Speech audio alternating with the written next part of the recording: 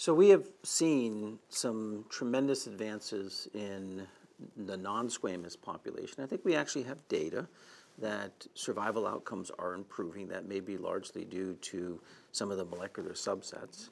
We've not seen the same advances in patients with squamous cell histology. They tend to be perhaps more related to smoking sort of patients. I think all of us sense that they're a more difficult population to manage. They may be a little older, have more comorbidities. I've mentioned the smoking thing. They lack, the typical oncogenic drivers that you may see in the non-squamous population.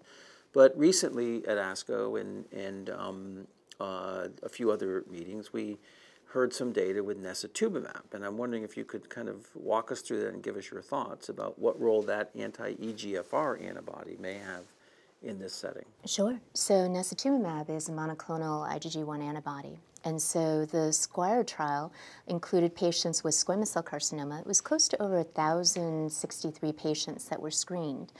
And they randomized them to platinum gemcitabine with or without the Necitumumab. Now, the bottom line to the trial was the response rate wasn't really all that different with the Necitumumab, and the progression-free survival really was only better by 0.2 months. But the important thing from the study, that really is why we're discussing it, is the overall survival was better. The median overall survival was about 11.5 months with the addition of Necitumumab compared to 9.9 with just the platinum gemcitabine alone.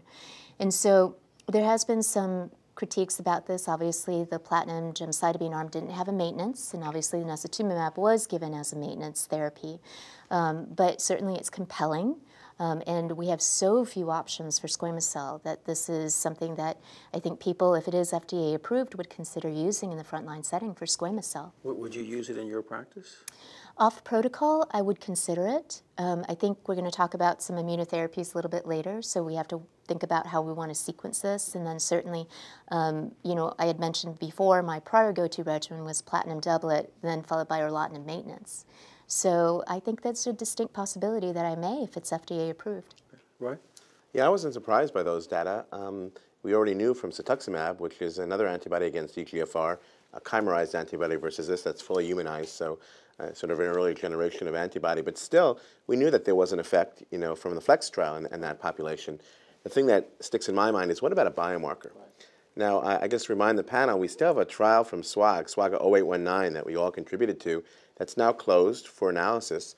And in that trial, there's a group of patients that's going to be looked at that were positive by FISH for EGFR gene copy number increase, meaning that patients were identified who had 4 or more copies of the EGFR gene. And the theory is, based on some prior studies we did, that that group might have a greater benefit. We won't know those data for a couple of years now, but that's interesting. And I would think that it might be useful to look at that and in the Necitumumab studies as well. Mm-hmm. Yeah, having been involved with the SQUIRE trial, we did not, in distinction to the FLEX trial, where you had to be IHC positive, we did not require any sort of molecular test or IHC test to be in the trial. However, we did actually collect tissue. It was mandatory. And it was amazing to me in this global phase 3 trial how much of the tumor specimens we actually got. We did an exploratory analysis looking at the cut point in terms of H-score that FLEX suggested, which was 200. And although there were a few trends, at the end of the day, the treatment interaction p-value was not significant in that setting. So we're going back and looking at it in a little more of a spectrum analysis, and hopefully also looking at FISH in that particular setting, because the targeted antibody really should have a target, and we should be able to identify that. And I think all of us would feel much more enthusiastic about an anti-EGFR antibody, much like we feel enthusiastic about trastuzumab in an enriched population, right? Yeah, absolutely. Yeah. Yeah. Okay, so.